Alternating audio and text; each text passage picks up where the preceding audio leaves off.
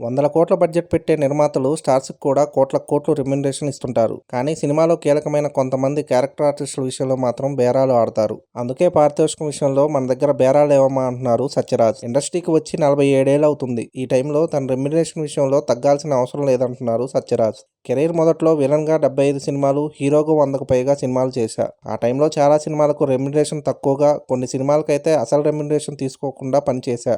కానీ ఇప్పుడు తనకు రెమ్యునరేషన్ కమిట్మెంట్ ఇచ్చినంత ఇవ్వాల్సిందే అంటున్నారు సత్యరాజ్.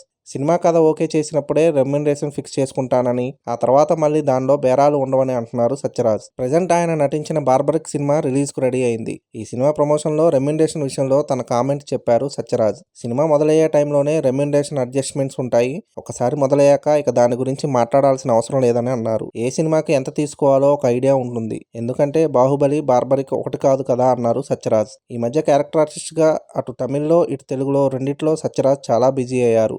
బాహుబలిలో కట్టప్ప రోల్ తర్వాత ఆయన కెరీర్ మళ్ళీ స్పీడ్ అందుకుంది. తెలుగులో తనకు వస్తున్న ఆఫర్స్ గురించి సంతృప్తికరంగా ఉన్నారు సత్యరాజ్. ఈ మధ్యనే రిలీజ్ అయిన సూపర్ స్టార్ రజనీకాంత్ కూలీ సినిమాలో కూడా సత్యరాజ్ మంచి పాత్రలో కనిపించారు. అదండి సంగతి. ఇలాంటి ఇంట్రెస్టింగ్ విషయాలు మరెన్నో తెలుసుకోవడానికి మా ఛానల్ని సబ్స్క్రైబ్ చేసుకోండి.